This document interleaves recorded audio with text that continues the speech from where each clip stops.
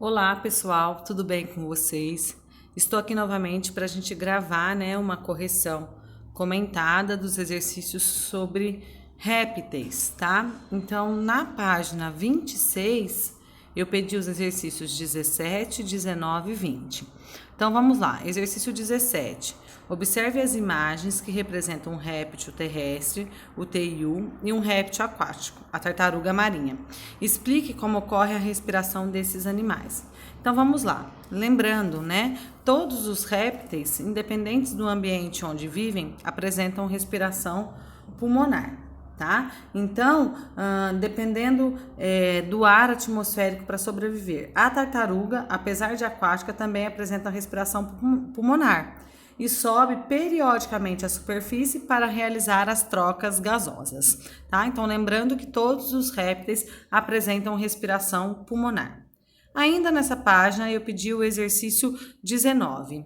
Ele diz o seguinte: explica as diferenças entre o coração de um réptil não crocodiliano e de um réptil crocodiliano. Então, vamos lembrar, o número de cavidades de um crocodiliano para um não crocodiliano, ele varia. Então, nos não crocodilianos, o coração ele é tricavitário, O ventrículo ele não possui separação completa entre o lado direito e esquerdo. Então, há uma mistura de sangue arterial com sangue venoso, tá? No interior, tá, pessoal? Do sangue oxigenado e não oxigenado. Já no coração dos crocodilianos, nós temos a separação completa de todas as cavidades. Nós temos um coração tetracavitário, 2 átrios e um ventrículo. Só que fora do coração há uma comunicação que chama forame de Paniza. E nessa comunicação há então uma mistura de sangue arterial com sangue venoso.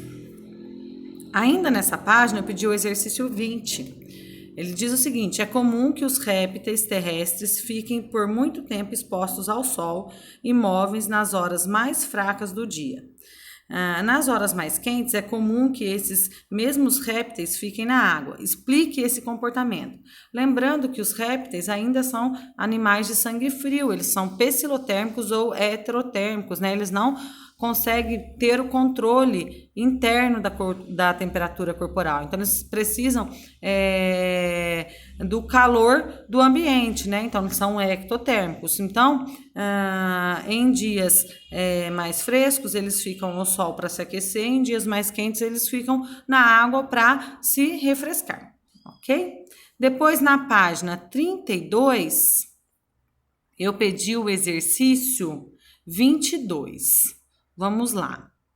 Vamos achar aqui a página 32.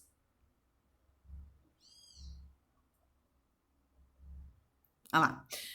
Exercício 22. Diferencie cágados, jabutis e tartarugas. Então, vamos começar pelos jabutis. Os jabutis são exclusivamente terrestres, suas patas têm a forma cilíndrica e apresentam unhas. Eles têm a carapaça alta e espessa, assim como o plastrão nos cágados.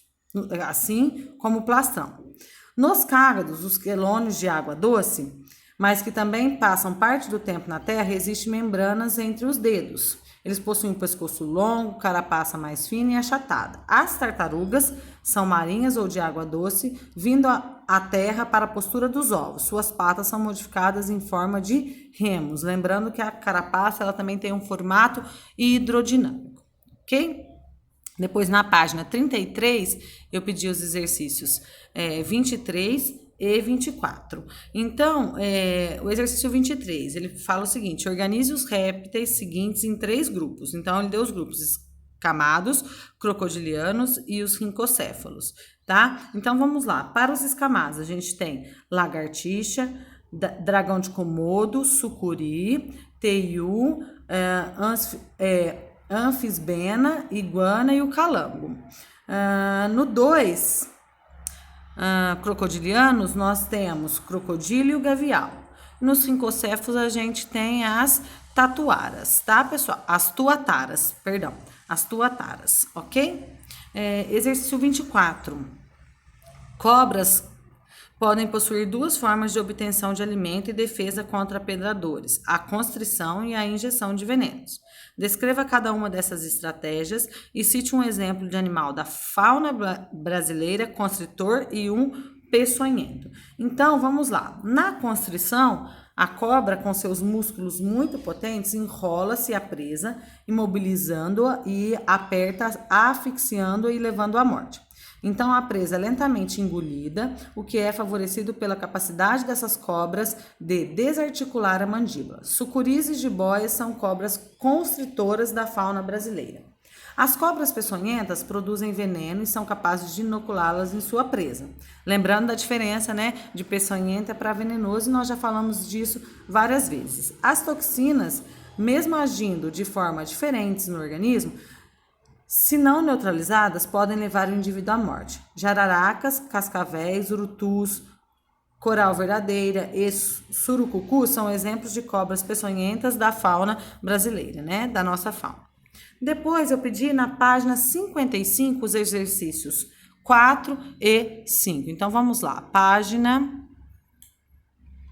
55, pessoal. Lá no finalzinho do nosso capítulo, onde eu tenho os exercícios propostos, tá? Então, página 55. Deixa eu chegar lá. 51, 2, 3, 4, 5. Então, eu pedi os exercícios 4 e 5 dessa página.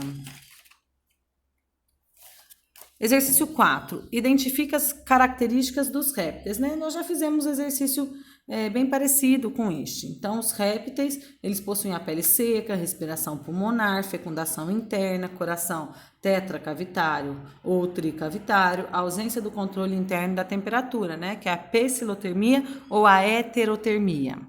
Exercício 5. Explique como os répteis, na ausência de um mecanismo interno do controle da temperatura corporal, conseguem se aquecer e se resfriar.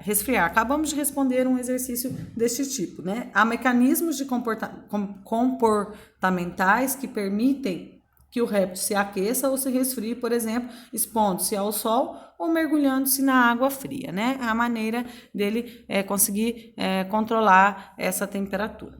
Depois eu pedi os testes 5 e o teste 6, um na página 56 e um na página 57, tá? Então, a alternativa correta para o teste 5 é a alternativa A, tá?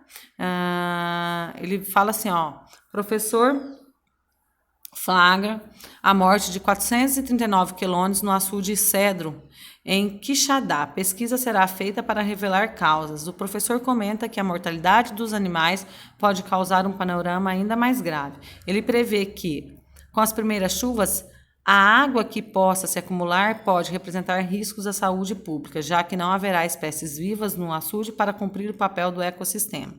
Sobre os quelônios referidos na notícia, é correto afirmar que são representados por cágados, tartarugas e jabutis, que são animais ovíparos. Lembrando que a maioria dos répteis são ovíparos, o embrião se desenvolve dentro de um ovo, tá, pessoal? Dentro de um ovo e fora do corpo materno. E o teste 6 da página 57. Ele fala assim, ó, o corpo dos répteis é revestido por escamas ou carapaças e, ao contrário dos anfíbios, sua pele é seca, sem glândulas e impermeável. Essas características permitem aos répteis garantir a proteção contra perdas d'água. Então, a alternativa correta é a alternativa D.